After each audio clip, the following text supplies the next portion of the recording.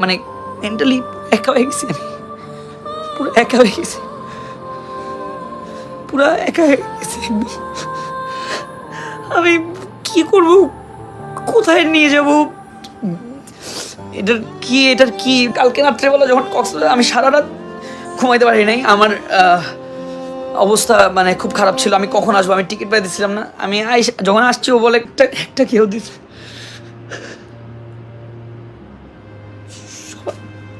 অনেকেই চিন্তা করতে পারেন যে ভাই আপনারা কেন কাঁদতেছেন, আমি আমার সাথে আপনারা অনেকেই ভ্লগে দেখছেন, অনেক ভ্লগে দেখছেন। আমি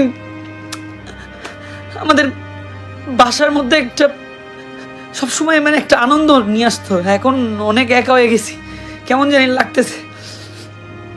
বাবা খুব ভেঙে পড়ছে, আম্মু খুব ভেঙে পড়ছে। আমরা প্লিজ আমি বুঝতেছি না, আমাকে একটা সলিউশন দেন। কালকে থেকে টানা ডাক্তার আসতেছে, হসপিটালে নিয়ে গেছে, হসপিটালে স্যালাইন দিচ্ছে, ইঞ্জেকশন দিচ্ছে, কন্টিনিউয়াসই করতেছে। তো এখন ওকে আর মুভমেন্ট করানো খুব টাফ। হ্যাঁ, এখন আমরা যে দেশের বাইরে কোনো একটা ভালো করবো, জুমে ডাক্তার দেখেছি, বিদেশি ডাক্তার দেখানো হয়েছে, মানে যতটা পরিমাণ করার দরকার সব করতেছি, বাট I don't know কেউ, আমি জানি না, আমার কোনো কিছু ভালো লাগতেছে না। এখন চার দেয়ালটা মনে হইতেছে কি আর বাসা না, আমার বাসায় থাকতে ইচ্ছা করতেছে না। আপনারা, আমি আজকে লাইভের আসার একটাই কারণ,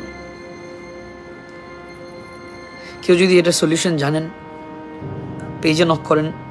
24 আওয়ার 20-30 জন পেজ আমার মেনটেন করতেছে। এখন কেউ যদি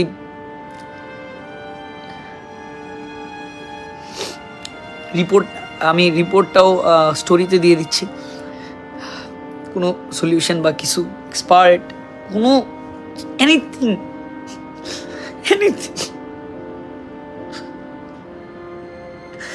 13টা বছর থেকে আমি স্টোরিতে দিতেছি, আর সবাই দোয়া করবেন। দেখেন, অনেক এরা প্রকাশ করতে পারে না তাদের কষ্ট। আর মানুষ তো 1-2 বছর থাকলেই মানুষকে কিছু হয়ে গেলে অবস্থা খারাপ হয়ে যায়। আমারটা তো 13 বছর। হ্যাঁ, আমি নিজেও বড় হয়েছি, ওইটাও লোকটাও বড় হয়েছে। হ্যাঁ, তো সবাই দোয়া করবেন যাতে, যে আমি আপনারাই তো আমার গার্ডিয়ান, আমরা ফুল ফ্যামিলি নড়ে গেছি আর কি। হ্যাঁ, মানে কি করব, মানে আমাদের কারোর পাপা ইজ নট ওকে, আম্মু ইজ নট ওকে, আপু is not okay, I am not okay. R